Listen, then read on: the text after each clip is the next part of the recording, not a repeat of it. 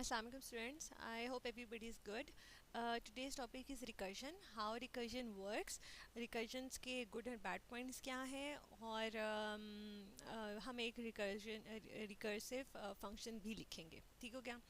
अच्छा, so we start with recursion है क्या? देखिए recursion एक concept है. That is a concept to solve a problem. ठीक है, हमने किसी प्रॉब्लम को सॉल्व करना है. अब वो प्रॉब्लम जो है, आज तक हमने पहले जितनी भी डेफिनेशंस लिखी ना कोई प्रॉब्लम सॉल्व करने के लिए, अगर हम आपको कहें जी पैलिंड्रोम चेक करें, प्राइम नंबर लेकर आएँ, ऑड नंबर चेक करें, स्ट्रिंग का रिवर्स करें, ये जितने भी हमने प्रॉब्लम्स आज से पहले सॉल्व किए थे ना, वो एक आइट्रेटिव अप्रोच से थे. ठीक है, आप क्या करते थे, स्टेप बाय स्टेप एक आइट्रेशंस में जो है ना लाइन ऑफ कोड्स लिखते थे और वो एग्जीक्यूट होता था, हमें आउटपुट मिल जाती थी.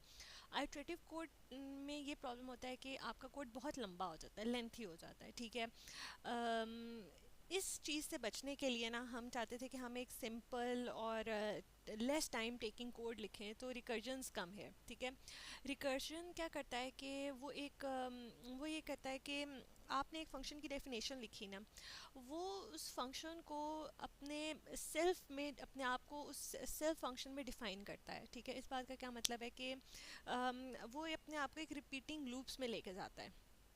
ठीक है, वो ये कहता है कि भाई आपने जो मेरी डेफिनेशन लिखी है ना, वो एक रिपीटिंग, एक ही काम जो है ना वो बार बार होता है. ठीक है, और रिपीटिंग लूप्स में जाता है और वो अपनी डेफिनेशन में जो है ना इंक्लूड करता है अपने आप को. ठीक है, फॉर एग्जांपल यहाँ से बात समझे, फिर मैं आपको डिटेल समझाती हूँ कि जैसे मेरे पास एक 4 फैक्टोरियल है. हमने देखा कि 4 फैक्टोरियल एक्चुअली क्या होता है इन मैथ्स के, 4 इंटू 3 इंटू 2 इंटू 1. अच्छा, फैक्टोरियल में क्या होता है कि हर नंबर अपने पिछले वाले नंबर्स के साथ मल्टीप्लाई होता जाता है टिल वो नंबर 1 तक ना पहुंच जाए. ठीक हो गया, कब तक ना वो पहुंच जाए, जब तक वो नंबर 1 तक ना पहुंच जाए. ठीक हो गया. अच्छा, तो हमने देखा कि अच्छा 4 फैक्टोरियल का आंसर ये है, तो 3 फैक्टोरियल क्या होगा. देन वी सी के 3 फैक्टोरियल 3 इंटू 2 इंटू 1. तो हमने देखा कि भाई जब भी हम 4 फैक्टोरियल निकालें तो हम उसकी एक आइट्रेटिव अप्रोच से उसको सॉल्व करने के बजाय हम उसको एक रिकर्सिव अप्रोच के साथ ज़रूर सॉल्व कर सकते हैं. रिकर्सिव अप्रोच के साथ कैसे, वो ये कहता है कि जी आप ये 4 फैक्टोरियल जो है ना, एक सेकेंड, आप जो है ना ये जो 4 फैक्टोरियल है ना, ये आप 4 फैक्टोरियल को लिख सकते हैं एज कि हमने ये देखा कि 4 फैक्टोरियल कैसे लिखा जा सकता है कि 4, ठीक है, इंटू 3 फैक्टोरियल. ठीक हो गया, 4 factorial equals to 4 into 3 factorial, क्योंकि 3 फैक्टोरियल भी क्या है. ठीक है, यहाँ पे देखो ये 3 फैक्टोरियल भी क्या है, 3 factorial is also equals to 3 into 2 into 1. अब ये देखोगे, देखो 4 फैक्टोरियल ने अपनी डेफिनेशन में फैक्टोरियल यहाँ पे भी है, ठीक है, और फैक्टोरियल यहाँ पर भी है. तो एक ही काम रिपीटिंग लूप्स में हो रहा है रादर देन इन आइट्रेशंस. ठीक हो गया. अब 3 फैक्टोरियल क्या होगा, 3 फैक्टोरियल इज 2 इंटू 1. ठीक है, एंड 1 फैक्टोरियल क्या है, वो हम, अच्छा अब कहानी ये है कि हम जब ये रिपीटिंग लूप्स में चलते जाते हैं, ठीक है, हमारे पास जैसे आपके नॉर्मल लूप्स होते हैं, ऐसे ही रिकर्सिव लूप्स में चला जाता है. ठीक है, जब ये रिकर्सिव लूप्स में चला जाता है तो हम ये चेक करते हैं कि ये रुकना कहाँ चाहिए. ठीक है, रिकर्जन में तो ये चला गया, ठीक है, लेकिन इसको स्टॉप कहाँ होना चाहिए. जैसे हम नॉर्मल आप लूप्स बनाते हैं, आप बताते हैं कि जी जो आपका लूप काउंटर है आई, वो 0 से शुरू हो और वो यहाँ इस कंडीशन तक जाना चाहिए, उसका कोई ना कोई स्टॉपिंग कंडीशन हमें देनी पड़ती है. बिल्कुल ऐसे ही रिकर्जन में भी आपको 2 केसेस देने पड़ते हैं. ठीक है, आपको उसका एक रिकर्सिव केस भी देना पड़ता है कि ये रिकर्जन हो, ये मेरा अब रिकर्सिव केस है. ठीक है, ये मेरा रिकर्सिव केस ये बनता है कि भाई जब भी मुझे किसी नंबर का n फैक्टोरियल मिले तो मैं उसको क्या करूं, उस n से मल्टीप्लाई करूं ऐसे. ठीक है, और दोबारा n-1 नंबर का दोबारा फैक्टोरियल ले लूं. ये हो गया रिकर्सिव केस. ठीक है, क्यों, क्योंकि एक फंक्शन फैक्टोरियल जो है वो अपनी ही डेफिनेशन में अपने आप को फिर सेल्फ कॉल कर रहा है. ऐसे ही है. अच्छा, अभी मैं आपको समझाती हूँ कि रिकर्सिव सेल्फ कॉलिंग होगी कैसे, एक्चुअली हाउ इट वर्क्स. ठीक हो गया. अच्छा, अब ये रिकर्जन और लूप्स कहीं ना कहीं रुकने चाहिए, हमें इसको स्टॉप करना चाहिए. तो इसको स्टॉप करने के लिए हमने ये कहा कि भाई जब भी आपके पास 1 फैक्टोरियल आएगा, ठीक है, या 0 फैक्टोरियल आएगा, मैं 1 फैक्टोरियल इसलिए ले रही हूँ क्योंकि मैं एक स्टेप सेव करना चाह रही हूँ, तो हम उसको इक्वल कर देंगे किसके, 1 के. तो इसका मतलब है कि ये मेरी जो है, ये मेरा रिकर्सिव केस बन गया. ठीक है, एक सेकेंड, ये मेरा रिकर्सिव केस बन गया and this is my base case. Base case ये होता है कि आप बताते हो कि आपका सिस्टम जो है वो कहाँ पे स्टॉप होना चाहिए। ठीक हो गया। अच्छा, अब यहाँ पे हम देखते हैं कि एक्चुअली आपका ये फैक्टोरियल काम कैसे करता है। अच्छा, सबसे पहले मैंने क्या कॉल किया था, 4 फैक्टोरियल। क्या कॉल किया था, 4 फैक्टोरियल। और हमने जब डेफिनेशन में आके देखा कि क्या 4 फैक्टोरियल क्या होगा, वो इधर रिकर्सिव केस के साथ आएगा। ठीक है, रिकर्सिव केस उसको कहता है भाई आपने जो n पास किया है वो n इंटू 3 फैक्टोरियल। ये 4 फैक्टोरियल की क्या है, डेफिनेशन है, ये उसकी वैल्यू है। क्या अभी इस स्टेज के ऊपर मैं 4 फैक्टोरियल का आंसर बता सकती हूँ? मैं नहीं बता सकती। मुझे नहीं पता कि 3 फैक्टोरियल की वैल्यू क्या है। जब मुझे 3 फैक्टोरियल की वैल्यू मिलेगी तो ही तो मैं 4 फैक्टोरियल कैलकुलेट कर सकूंगी। अब देखो क्या हो रहा है, अब जो है ना 3 फैक्टोरियल कॉल नहीं हुआ, 4 फैक्टोरियल के लिए आंसर होल्ड पे चला जाएगा। ठीक हो गया, आंसर क्या चला जाएगा, होल्ड पे चला जाएगा। ठीक हो गया। अच्छा, ये साथ साथ ना आप ऐसे भी बना लें, आपने क्या किया है, 4 फैक्टोरियल कॉल किया। ठीक है, 4 फैक्टोरियल का क्या मुझे आंसर मिला, नहीं मुझे आंसर नहीं मिला। ठीक है, तो ये होल्ड पे चला जाएगा, मुझे इसकी वैल्यू नहीं। यहाँ से जब मैंने इसको कॉल किया था तो मुझे क्या चीज़ मिली, मुझे 4 इंटू 3 फैक्टोरियल मिला। इसका मतलब है 3 फैक्टोरियल कॉल हुआ। अच्छा, जब 3 फैक्टोरियल कॉल हुआ तो वो ये कहते हैं भाई अब क्या है, 3 फैक्टोरियल कॉल होगा तो जब मुझे 3 फैक्टोरियल की वैल्यू मिलेगी तभी तो मैं 4 फैक्टोरियल कैलकुलेट कर सकूंगी। अच्छा, 3 फैक्टोरियल कहता है ओके फाइन, मुझे बताओ मेरी मेरी डेफिनेशन क्या है। जब हम दोबारा रिकर्सिव डेफिनेशन पर आएंगे वो कहता है भाई जो भी नंबर आए आपने उसको n इंटू n-1 फैक्टोरियल के साथ मल्टीप्लाई करना है। ठीक है, तो इस डेफिनेशन के अकॉर्डिंगली मेरे पास इसकी क्या वैल्यू बनती है, वो कहते हैं जी 3 इंटू n-1 मतलब 2 फैक्टोरियल। अच्छा, अब मुझे बताएं क्या मैंने 3 फैक्टोरियल की वैल्यू कैलकुलेट की, क्या मुझे यहाँ पे 3 फैक्टोरियल की वैल्यू मिली, नहीं मिली। ठीक है, मुझे इसकी वैल्यू भी अभी नहीं पता चली और मुझे इसकी वैल्यू भी अभी कैलकुलेट नहीं हुई। क्यों नहीं हुई, क्योंकि मेरे पास दोबारा रिकर्जन में फंक्शन ने अपने आप को सेल्फ कॉल कर लिया। मुझे 2 फैक्टोरियल ही नहीं पता, आई डोंट नो 2 फैक्टोरियल की क्या वैल्यू। इसका मतलब है फंक्शन ने अपने आप को फिर कॉल किया। जब मैं यहाँ पे रिकर्सिव केस के लिए आई तो मैंने ये देखा कि भाई 2 फैक्टोरियल किसके इक्वल है, 2 फैक्टोरियल जो है वो इक्वल है 2 इंटू 1 फैक्टोरियल। ठीक हो गया। अच्छा, क्या मुझे यहाँ पे 2 फैक्टोरियल की वैल्यू मिली, 3 फैक्टोरियल ने किसको कॉल किया, 2 फैक्टोरियल को। कि आपका क्या आंसर है मुझे बताएं। 2 फैक्टोरियल का आई डोंट नो मेरा वैल्यू क्या है, मुझे इतना पता है कि I am equals 2 into 1 factorial. ठीक है, दिस इज़ योर 1 फैक्टोरियल। ठीक हो गया। अच्छा, 2 फैक्टोरियल को भी अपनी वैल्यू नहीं पता, उसको अपनी डेफिनेशन पता है। उसने कहा जी मैं किस चीज़ के इक्वल हूँ, 2 इंटू 1 - 1, तो 2 इज़ n और 2 - 1 क्या हो गया, 1 फैक्टोरियल हो गया। ठीक हो गया। इसका मतलब है फंक्शन ने फिर अपने आप को कॉल किया, 1 फैक्टोरियल कॉल हुआ। ठीक हो गया। अच्छा, 1 फैक्टोरियल कॉल हुआ, जब वो इधर आया तो उसने देखा कि मेरे पे तो रिकर्सिव केस चलता ही नहीं है, मेरे पे क्या केस चल रहा है, ये बेस केस चल रहा है। ये दोनों डेफिनेशन थी। क्या अब मेरा रिकर्सिव केस चलेगा, नहीं। क्यों, क्योंकि 1 factorial as a stopping condition मैंने अपनी डेफिनेशन में डिफाइन की हुई है। जब 1 फैक्टोरियल आया मेरे पास तो हमने देखा भी 1 फैक्टोरियल किसके साथ डिफाइन है, 1 factorial is divided is define into as 1। हमने कहा भी 1 फैक्टोरियल क्या है, डिफाइन है एज 1। तो यहाँ पे क्या कर रहा है, 1 फैक्टोरियल अपनी वैल्यू का इंतजार कर रहा है कि मेरी वैल्यू क्या है, वो उसकी डेफिनेशन बताएगी। अच्छा, तो मैंने यहाँ पे एक बिहेवियर देखा, दोबारा देखें कि जब 4 फैक्टोरियल कॉल हुआ तो उसने 3 फैक्टोरियल को कॉल की और वो होल्ड पर है अपनी वैल्यू के लिए। 3 फैक्टोरियल जब कॉल हुआ तो वो 2 फैक्टोरियल की वैल्यू के लिए वेट कर रहा है, तो इसका मतलब है उसने 2 फैक्टोरियल को कॉल की और इट्स वेटिंग कि मुझे क्या वैल्यू मिलेगी। जब 2 फैक्टोरियल कॉल किया तो 2 factorial is waiting for the value of 1 factorial कि भाई मुझे बताओ ये फंक्शन क्या रिटर्न करेगा ताकि मैं अपनी वैल्यू कैलकुलेट करूँ। ठीक है, इसका मतलब ये है, आप यहाँ से ये भी बना लें कि आगे 2 फैक्टोरियल को अपना आंसर नहीं पता, वो वेट कर रहा है किसके लिए, 1 फैक्टोरियल के लिए। ठीक हो गया। 1 फैक्टोरियल ये कहता है कि मेरी वैल्यू जो है ना वो क्या है, 1। ठीक है, जब उसकी वैल्यू 1 है तो इसका मतलब है यहाँ से मुझे क्या आएगा, 1 रिटर्न होके आएगा। यहाँ से मुझे क्या मिलेगा, 1। आज यहाँ से चले 1 कर देते हैं। वन मिला, 2 × 1 क्या हो जाएगा 2। तो ये मुझे 2 फैक्टोरियल क्या रिटर्न करके देगा इसको 2, ऐसे। ठीक हो गया। 2 फैक्टोरियल का आंसर क्या मिला 2, 2 3 ज़ा मुझे क्या मिल गए 6। ठीक है, तो 3 फैक्टोरियल का आंसर मुझे क्या मिला 6। यहाँ से मुझे क्या मिल जाएगा रिटर्न करके मुझे क्या देगा 6।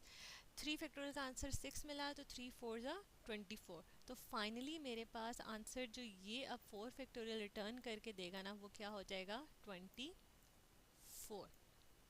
ठीक हो गया। बिल्कुल ऐसे ही जैसे 1 इसको क्या रिटर्न करके देगा 1, 2 क्या रिटर्न करके 2 फैक्टोरियल का रिटर्न करके देगा 2, 2 3 ज़ा 6, ये क्या रिटर्न करके दिया है इसने उसको 6, और ये मुझे फाइनली क्या रिटर्न करके दे देगा 24। ठीक है, दोनों मैंने आपको रिप्रेजेंटेशंस दिखा दिए। तो समझने की बात ये है कि एक्चुअली रिकर्जन में आपका फंक्शन जो है वो अपनी डेफिनेशन में अपने आप को सेल्फ कॉल करता है। This is a way to solve a problem. यही प्रॉब्लम आइट्रेटिव अप्रोच से भी सॉल्व हो सकता है, लेकिन वो एक लेंथी कोड हो जाते हैं। ठीक है, रिकर्जन क्या करता है वो आपके लिए एक लेस कोड रखता है which takes a less amount of time. लेकिन मैंने इसमें एक चीज़ ये भी देखी है कि आपकी जो रिकर्जन है वो एक स्टैक अप्रोच यूज़ कर रहा है। ठीक है, हम ये कहते हैं कि जी आपकी जो रिकर्जन होती है ना, रिकर्जन जो है ना वो स्टैक बनाता है, that uses a stack at the back and. ठीक है, हमने स्टैक डाटा स्ट्रक्चर पढ़ी, हमने ये देखा कि स्टैक में क्या होता है कि it's a last in first out होता है, नहीं sorry it's a last in first out होता है, yes last in first out होता है। ठीक हो गया। अच्छा, अब हमने ये बिहेवियर यहाँ पे कैसे हो रहा है, देखो जो आपके पास फंक्शन कॉल सबसे पहले आई है वो सबसे पहले सबसे एंड में स्टैक से निकलेगी, यस। जो फंक्शन कॉल आपकी सबसे एंड में आई है वो सबसे पहले एग्जीक्यूट हुई है, ऐसा ही है। 1 फैक्टोरियल मेरे पास बिल्कुल एंड में आया है और लास्ट में आया ना, लेकिन वो फर्स्ट आउट भी होगा, सबसे पहले ये एवेलुएट होगा। इसका आंसर किसको वापस जाएगा 2 फैक्टोरियल को वापस जाएगा, 2 फैक्टोरियल का किसको वापस जाएगा 3 फैक्टोरियल को जाएगा, और 3 फैक्टोरियल का आंसर वापस किसको जाएगा 4 फैक्टोरियल जाएगा। बेशक कॉल अच्छा, तो हम ये कहते हैं कि जब भी आपके पास रिकर्सिव कॉल्स आती है ना फंक्शन की, तो आपका बैक एंड पे हमेशा जो स्ट्रक्चर बनता है वो स्टैक बनता है। ठीक है, क्यों स्टैक बनता है ये मैंने आपको सारी लॉजिक समझा दी। ठीक हो गया। अच्छा, this is how stacks work. अच्छा, अब हम यूँ करते हैं कि let's come towards the code. अच्छा, अभी स्टैक एक और पॉइंट ये देख लें कि स्टैक क्या करता है कि क्योंकि मैं पीछे स्टैक बन रहा होता है, तो which is a bad point about recursion is के इट टेक्स मोर मेमोरी। ठीक है, वो आपकी थोड़ी सी मेमोरी यूटिलाइजेशन लेता है, but it is a smart and simple way to solve your problem. ठीक हो गया। अच्छा, अब ये देखें, मैंने एक क्लास बनाई रिकर्जन की, उसके अंदर दो फाइल्स बनाई जावा की, एक फैक्टोरियल के नाम से बनाई और एक रिकर्जन के नाम से। ठीक है, दिस इज़ ये मेरी क्लास है जिसमें मैं फैक्टोरियल डिफाइन करूँगी, और ये मेरी क्लास है जिसमें मैंने अपना मेन मेथड रखा हुआ है टेस्टिंग के लिए। हम यहाँ पे कोड टेस्ट करेंगे अपना। अच्छा, फैक्टोरियल के नाम से मैंने एक फंक्शन बनाया।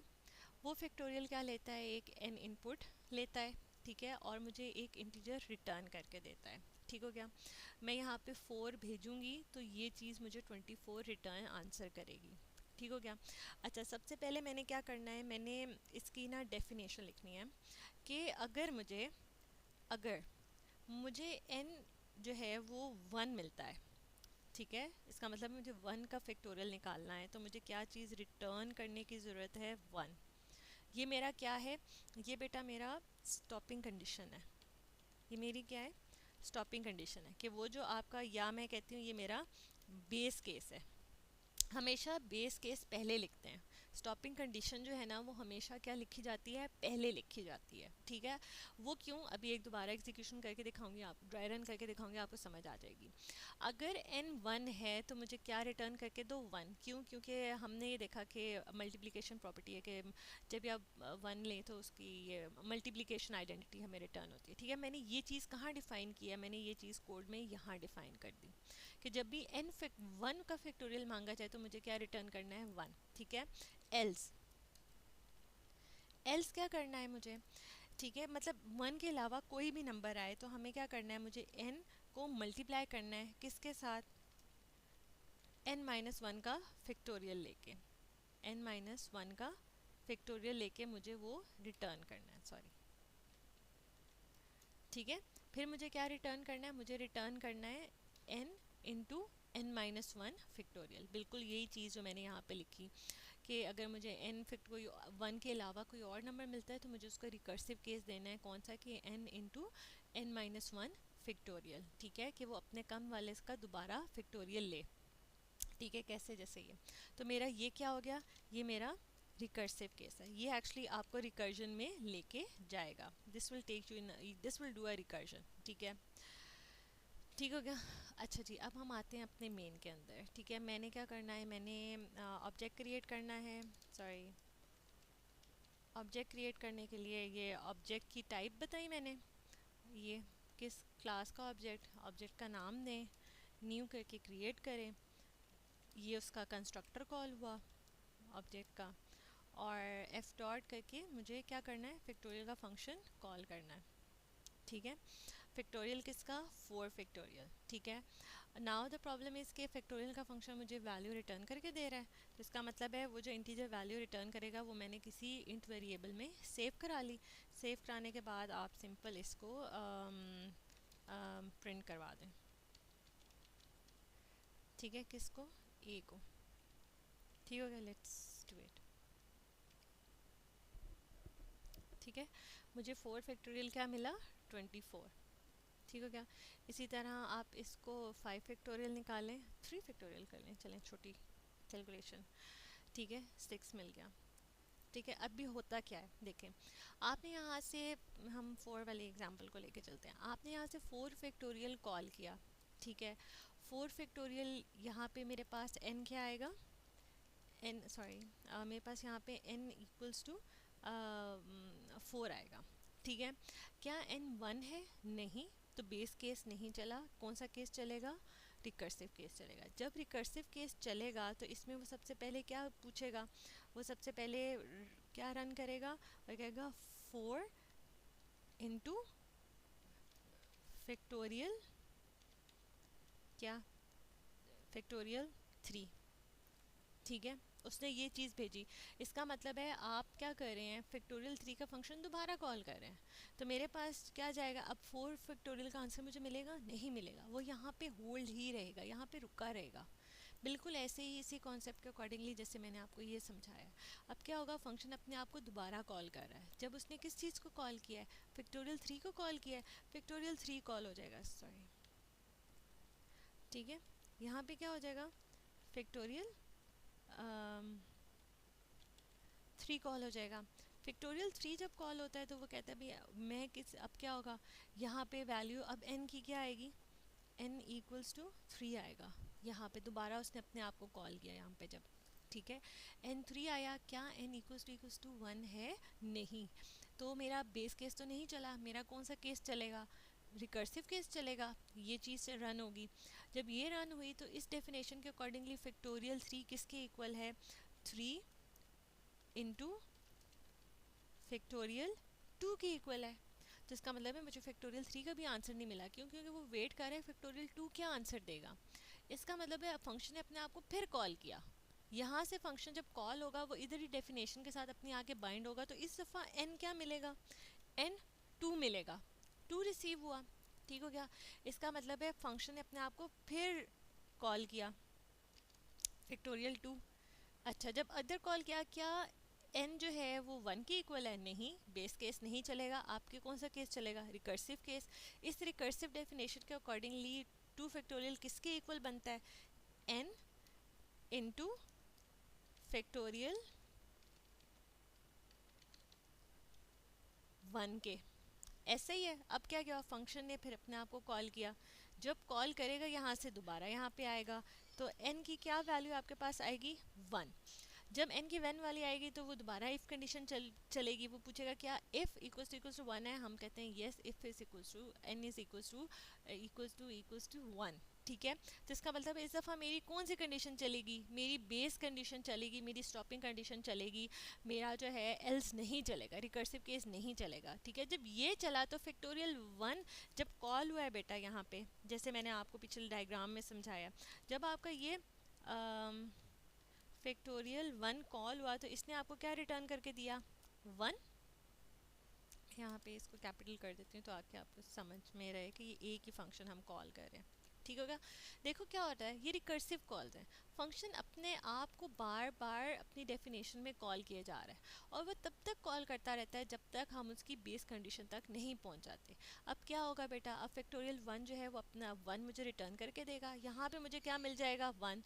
तो 2 इंटू 1 क्या हो जाएगा, जब ये सॉल्व होगा बैकवर्ड्स दोबारा, तो मेरे पास 2 इंटू 1 मिल जाएगा मुझे 2। ठीक है। फैक्टोरियल 2 ने अपना आंसर यहाँ पे रिटर्न किया तो मुझे क्या मिल गया, 3 इंटू 2। सही हो गया।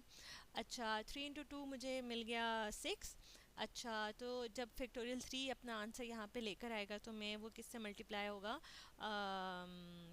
फैक्टोरियल 3 के आंसर 6 से, तो मुझे आंसर क्या मिल जाएगा यहाँ पे 24।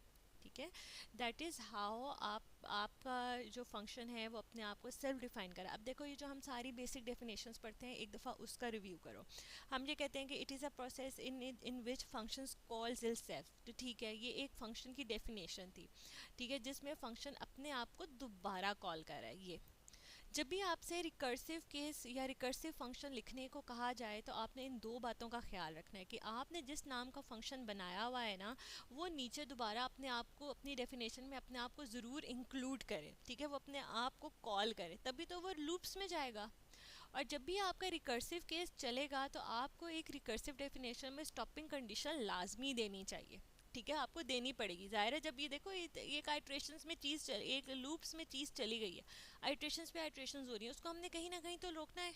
हमें उसको non ending non stopping condition में तो नहीं लेके जाना बनता, तो लूप रुकेगा ही नहीं कभी है। हमें उसको कहीं रोकना है, और वो कहाँ रोकना है ये हमने अपने प्रॉब्लम के अकॉर्डिंगली देखना है कि मुझे इस प्रॉब्लम को कहाँ रोकना चाहिए। ठीक है। फैक्टोरियल क्योंकि मल्टीप्लिकेशन कर रहा है तो हमें पता है कि हमें उसको आइडेंटिटी 1 के ऊपर रोकना है। अगर मैं यही फंक्शन आपको सम के केस में कहूँ तो मैं आपको 0 तक लेके जाऊंगी। ठीक हो गया। तो आपने अपने प्रॉब्लम के अकॉर्डिंगली, उसका कॉन्सेप्ट के अकॉर्डिंगली ये रिकर्सिव केस बनाना है, और उसका जो सूटेबल जो स्टॉपिंग कंडीशन है ना, आपने वो निकालनी है कि इस सिचुएशन में मेरा लूप कहाँ रुकना चाहिए। ठीक हो गया।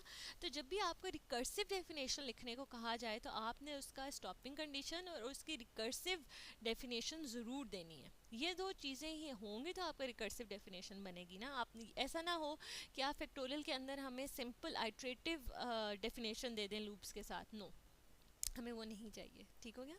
So try this at home. I will come up with another example ताकि आपको थोड़ी और क्लैरिटी हो जाए। ठीक है, चलो, thank you, all the best.